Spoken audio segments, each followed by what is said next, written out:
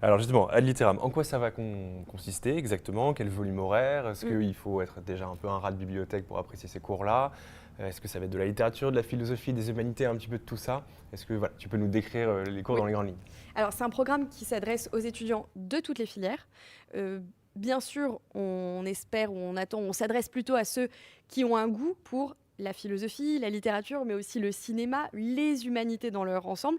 Mais en même temps, ça paraît normal. Si on s'y intéresse pas, pourquoi on aurait envie de suivre ce continuum? Mais ce qui sera important dans la sélection, c'est cet intérêt, cet appétit, cette curiosité, plus que être un rat de bibliothèque. On va pas demander alors, dans la dernière semaine, combien d'heures avez-vous passé à lire?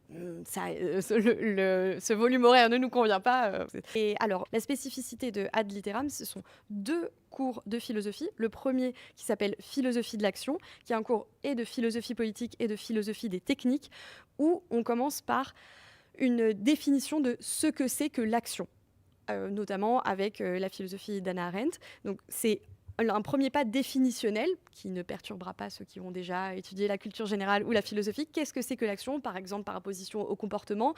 Et on l'éclaire, cette première oui, partie de philosophie politique par une philosophie des techniques qui est et maintenant qu'on a un monde virtuel, maintenant, ça vient, ça date pas d'hier non plus, mais qu'on a un dédoublement du monde et un monde virtuel qui coexiste avec le monde réel, qu'est-ce qu'agir? Une action virtuelle est-elle une action? Quelle est sa nature? Est-ce qu'on doit changer de vocabulaire pour la désigner? Comment agir dans ce monde virtuel?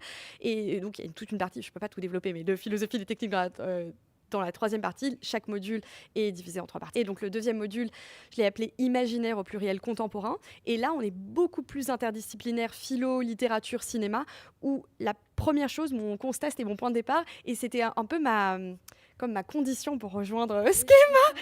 J'ai dit que souvent, on me sollicitait plutôt pour donner une introduction à l'esprit critique ou comment développer l'esprit critique chez les étudiants. C'est très important, on veut un cours sur ça.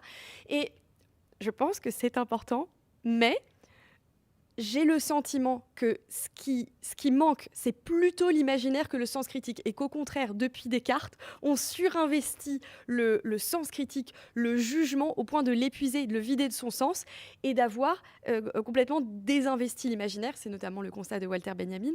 Et j'ai voulu, j'en ai discuté avec Sylvie Jean, qui a accepté, investir ce territoire des imaginaires contemporains. Donc je commence d'abord avec Walter Benjamin par ce constat qui est on est au bout du sens critique, donc pourquoi on a besoin d'autre chose. Ensuite, un tour d'horizon des imaginaires contemporains dans la littérature, dans le cinéma, qu'est-ce qu'on représente, quel type d'histoire on raconte, pourquoi, est-ce qu'il y a des traits communs qu'on trouve. Là, ce cours que moi j'anime, il est aussi un moment de réflexion pour les étudiants qui ont leurs propres références et qui peut-être se diront c'est vrai, j'ai vu ce film la semaine dernière et j'y retrouve telle composante de l'imaginaire contemporain. Et dernier moment de ce cours sur les imaginaires contemporains, un moment plus phénoménologique, donc où je vais inviter les étudiants à faire des expériences par eux-mêmes de réveil de l'imaginaire. Comment je le réveille, cet imaginaire ou cet appétit de fiction? On sent que tu as hâte de donner ce cours, hein, Là- Ah oui, c'est ça, oui, oui. Là, je pense qu'on aurait pu te laisser la caméra et faire le cours en live.